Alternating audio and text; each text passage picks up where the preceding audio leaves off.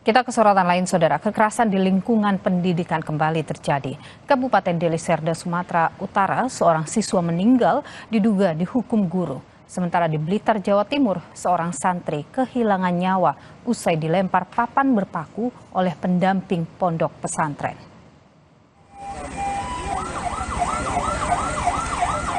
Pilu mengiringi pemakaman jenazah Rindu Syahputra Sinaga, siswa SMP Negeri 1 Sinembah, Tanjung Muda Hilir. Pihak keluarga menyebut putranya jadi korban kekerasan oknum guru di sekolah. Ibu korban menyebut anaknya mengeluh sakit seusai dihukum guru dengan skuad jam sebanyak 100 kali lantaran tidak bisa menghafal pelajaran pada 19 September lalu. Keesokan harinya korban demam tinggi. Meski sudah berobat, rasa sakit rindu tak juga reda. Hingga akhirnya pada 26 September, korban menghembuskan napas terakhir. Jadi anak saya waktu masih sakit, dia bilang, "Mak, aku kakiku sakit sekali, penjarakanlah gurunya itu, Mak, biar jangan dia biasa begitu." Jadi kami memohon kepada pihak hukum, tolong kasus ini diusut supaya kedepannya tidak terjadi seperti ini lagi. Dan kalau ibu memang ingin visum anak, ibu harus bersedia otopsi anak. Dalam saya nggak terimalah, jadi saya mundur. Keluarga tak membuat laporan ke polisi karena menolak dilakukannya otopsi. Namun mereka berharap sang guru ditindak tegas. Hingga kini pihak sekolah belum berkomentar soal anak didiknya yang meninggal, diduga usai dihukum guru. Kekerasan di lingkup pendidikan juga terjadi di Blitar, Jawa Timur. Muhammad Keisha meninggal dunia usai dilempar kayu papan berpaku oleh salah seorang pendamping pondok pesantren MTS Plus Al Mahmud.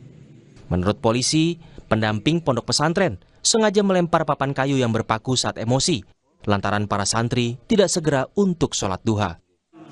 Pagi itu sekitar jam 6 atau jam 7, santri itu diingatkan oleh salah satu ustadznya untuk segera mandi karena ada jam kunjungan dari orang tuanya dan sholat duha. Karena santri tersebut tidak segera meninggalkan mainnya, kemudian ustadz tersebut mengambil kayu dan dilemparkan ke santri tersebut. Nah, kebetulan pada saat itu korban lewat.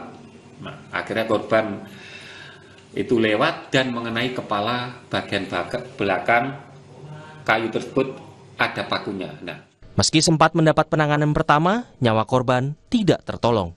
Baik ini dirujuk ke Pare, terus sudah di Pare ya tetap koma-koma itu ya saya mau bagaimana lagi, ya saya juga mendoakan supaya cucu saya itu pertolongan. Ternyata ya nggak ada, ya saya pasrah lah. Terus akhirnya anaknya dicabut itu langsung pingsan, langsung jatuh. Sesudah itu sama ustadz lagi antar ke rumah sakit. Saya jam 7 dipanggil, katanya cucu saya di IGD. Saya langsung ke sana, itu sudah koma, memang ya segitu dalamnya. Tapi meski kehilangan sang cucu tercinta, keluarga korban tak meneruskan kasus ini ke penegak hukum. Keluarga mengaku pasrah dan ikhlas dengan kepergian Muhammad Keisha. Tim Liputan, Kompas TV. Lalu Saudara, seperti apa penanganan kasus siswa di Kabupaten Deli Serdang yang meninggal diduga usai mendapat hukuman oknum guru? Kita petang hari ini atau malam hari ini Saudara sudah terhubung dengan kuasa hukum keluarga korban Dwi Sinaga. Sebelumnya Saudara, kami juga sudah mencoba menghubungi pihak sekolah untuk bisa mendapatkan konfirmasi atau klarifikasi terkait hal ini, namun belum berkenan untuk kami wawancarai. Selamat malam Pak Dwi. Selamat malam Bu. Ya. Pak Dwi, saya ingin mulai dulu. Bagaimana ini kronologinya begitu dari mulai ia diminta untuk squat jam, terus kemudian sampai dibawa ke rumah sakit dan meninggal dunia. Baik, terima kasih. Sebelum ke sana, ini sangat kita sayangkan terjadi di lingkungan pendidikan, sehingga kita dari LBH Tugas Sinaga dengan sigap mencoba menghubungi keluarga mendengar berita ini. kronologinya sebenarnya pada saat 19 September si anak ini disuruh untuk menghafal dan mengerjakan tugas. Tapi ketika itu si anak ini tidak melaksanakannya, sehingga ibu guru ini yang yang inisialnya SH menghukum beliau dengan skot jam 100. Sepulang sekolah, si anak sudah mengeluh kepada temannya bahwasanya kaki dia sakit gitu. Sehingga pada keesoknya Jumat si anak demam, dicoba dibawa ke klinik. Ternyata 2 hari kemudian si anak ini demamnya semakin tinggi, sehingga beliau dirujuk ke rumah sakit Sembiring. Ketika dibawa ke rumah sakit Sembiring, demam semakin tinggi, itu diagnosa ada urat katanya lari. Yang sangat kita sayangkan pada saat itu, pertolongan tidak mungkin, apakah memang sudah terlalu lama demamnya ini sehingga anak ini tidak tahan lagi. Pada saat Kamis 26 September pukul 6.25 WIB, si anak menghembuskan napas terakhirnya. Oke, Pak Dwi, tadi disebutkan diagnosanya apa, Pak? Diagnosanya pertama dia mengeluhkan sakit di bagian paha gitu. Ada diagnosa gitu. Dokter apa waktu itu? Keterangan dari orang tua bahwasanya diagnosa dokter itu bahwasanya ada urat yang lari di bagian kaki, bagian paha ada flek merah di bagian paha itu. Oke, apakah diberikan keterangan bahwa itu karena memang squat jam yang terlalu lama itu?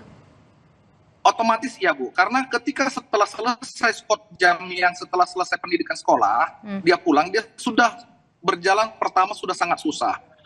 Baik. Besoknya langsung demam gitu. Baik, Pak Dwi, ini kan orang tua sempat melapor ke polisi, tapi kemudian mengurungkannya karena tidak ingin anaknya diotopsi. Nah, kalau dari pihak kuasa hukum ini, bagaimana untuk melanjutkan proses hukum ini?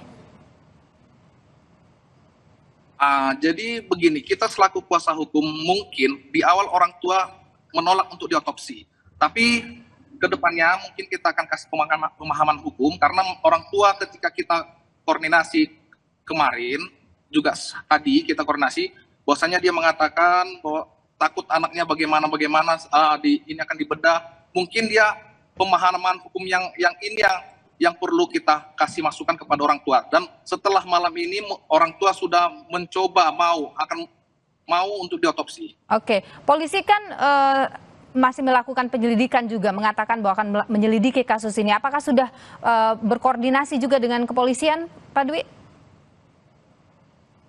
Kita sudah berkoordinasi, kita koordinasikan dengan Polres, dan kita info terbaru bahwasanya Polsek sudah mem-BAP orang tua tadi sore. Oke, sejauh ini apakah hanya orang tua saja yang baru di BAP? Apakah sudah ada langkah lebih jauh?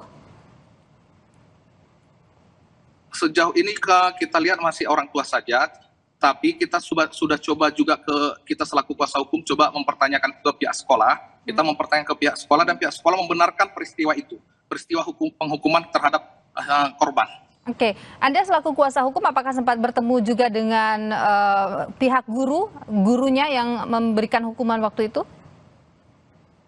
Kita tidak ketemu dengan pihak guru, tapi kita bertemu dengan pihak kepala sekolah. Kita mempertanyakan peristiwa itu dan pihak kepala sekolah membenarkan peristiwa tersebut. Oke, apa langkah hukum ini lanjutannya? Apa kemudian langkah-langkah tahap demi tahap yang akan Anda lakukan selaku kuasa hukum?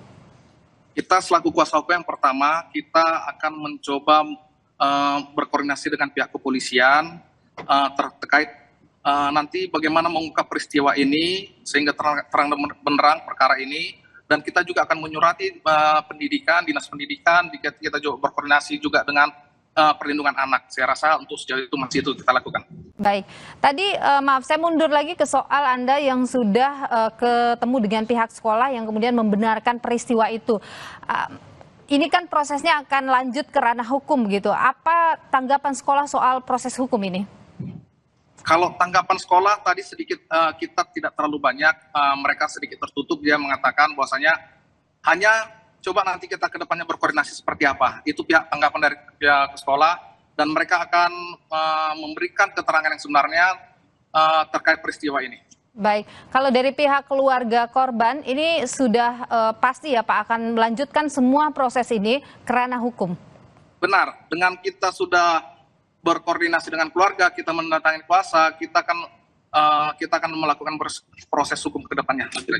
Baik, terima kasih Pak Dwi Sinaga, kuasa hukum keluarga dari korban yang meninggal dunia diduga akibat dihukum oleh oknum guru. Terima kasih Pak Dwi. Terima kasih.